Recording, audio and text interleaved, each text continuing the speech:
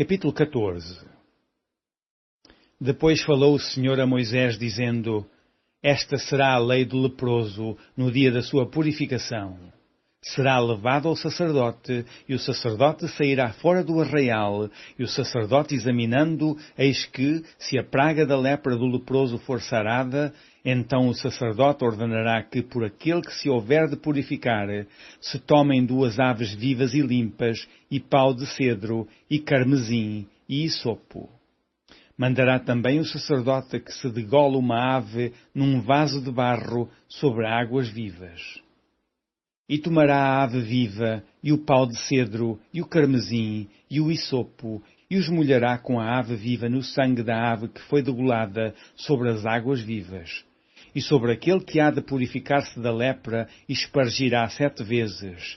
Então o declarará limpo, e soltará a ave viva sobre a face do campo.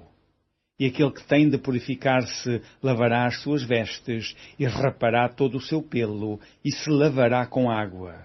Assim será limpo, e depois entrará no arraial, porém ficará fora da sua tenda por 7 dias. E será que, ao 7º dia, rapará todo o seu pelo, e a cabeça e a barba, e as sobrancelhas dos seus olhos, e rapará todo o outro pelo, e lavará as suas vestes, e lavará a sua carne com água, e será limpo.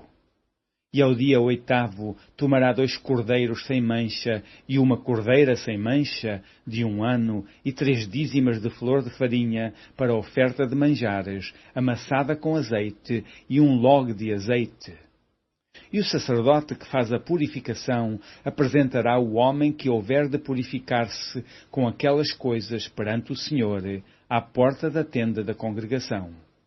E o sacerdote tomará um dos cordeiros e o oferecerá por expiação da culpa e o log de azeite, e os moverá por oferta movida perante o Senhor. Então degolará o cordeiro no lugar em que se degola a oferta pela expiação do pecado e o holocausto, no lugar santo. Porque assim a oferta pela expiação da culpa e a oferta pela expiação do pecado são para o sacerdote, coisas santíssimas são. E o sacerdote tomará do sangue da oferta pela expiação da culpa, e o sacerdote o porá sobre a ponta da orelha direita daquele que tem de purificar-se, e sobre o dedo polegar da sua mão direita, e no dedo polegar do seu pé direito.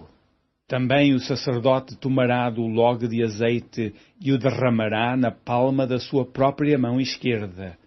Então o sacerdote molhará o seu dedo direito no azeite que está na sua mão esquerda, e daquele azeite, com o seu dedo, espargirá 7 vezes perante o Senhor.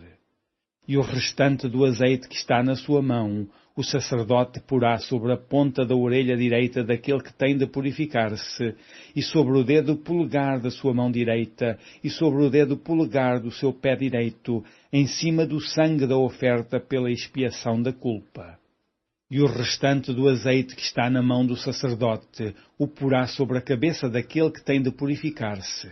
Assim o sacerdote fará a expiação por ele perante o Senhor.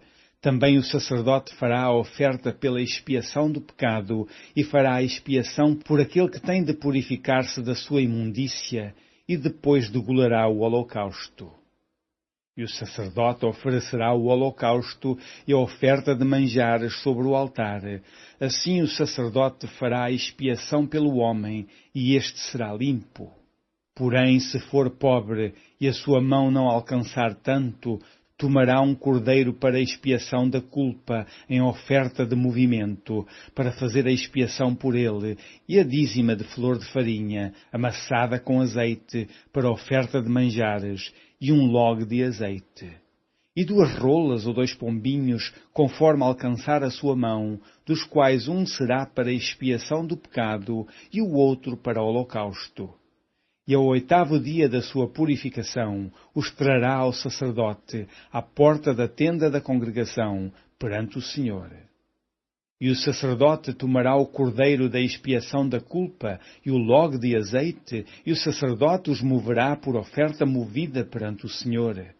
Então degolará o cordeiro da expiação da culpa, e o sacerdote tomará do sangue da oferta pela expiação da culpa, e o porá sobre a ponta da orelha direita daquele que tem de purificar-se, e sobre o dedo polegar da sua mão direita, e sobre o dedo polegar do seu pé direito.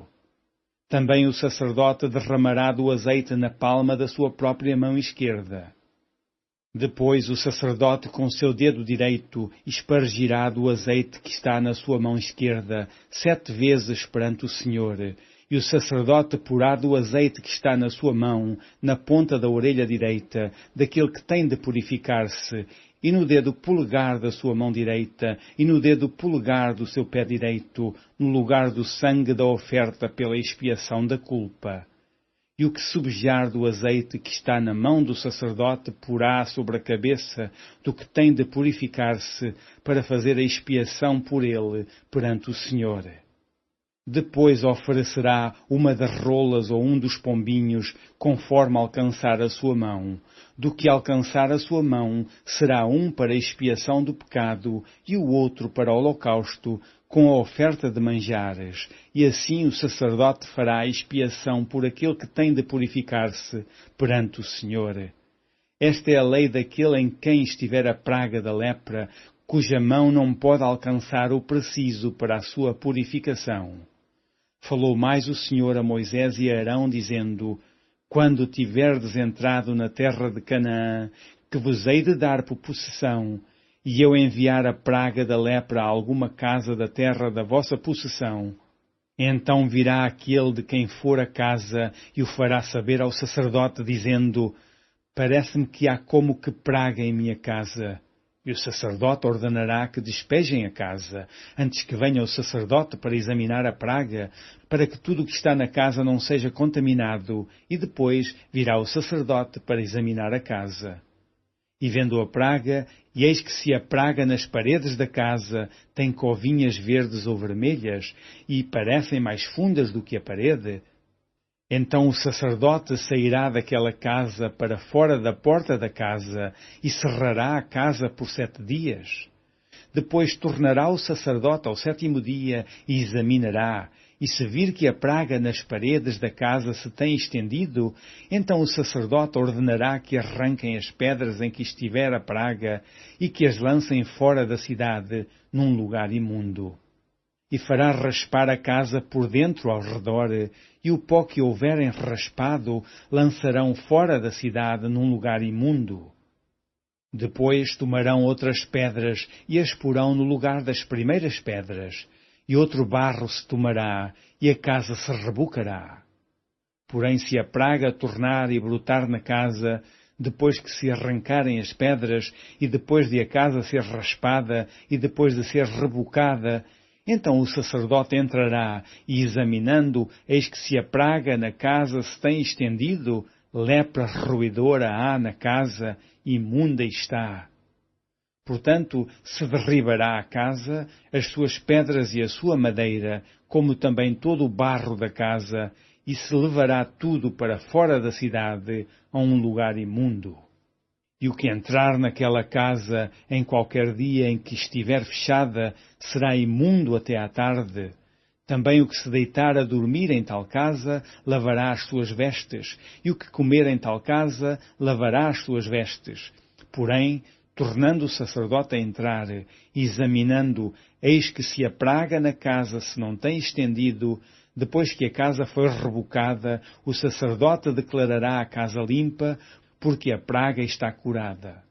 Depois tomará para espiar a casa 2 aves, e pau de cedro, e carmesim, e hisopo. E degolará uma ave num vaso de barro sobre águas vivas. Então tomará pau de cedro, e o hisopo, e o carmesim, e a ave viva, e os molhará na ave degolada, e nas águas vivas, e espargirá a casa 7 vezes. Assim a expiará aquela casa com o sangue da avezinha, e com as águas vivas, e com a avezinha viva, e com o pau de cedro, e com o hisopo, e com o carmesim. Então soltará a ave viva para fora da cidade, sobre a face do campo, assim fará a expiação pela casa, e será limpa. Esta é a lei de toda a praga da lepra e da tinha, e da lepra das vestes e das casas, e da injeção, e do apóstema e das êmpulas, para ensinar em que dia alguma coisa será imunda e em que dia será limpa. Esta é a lei da lepra.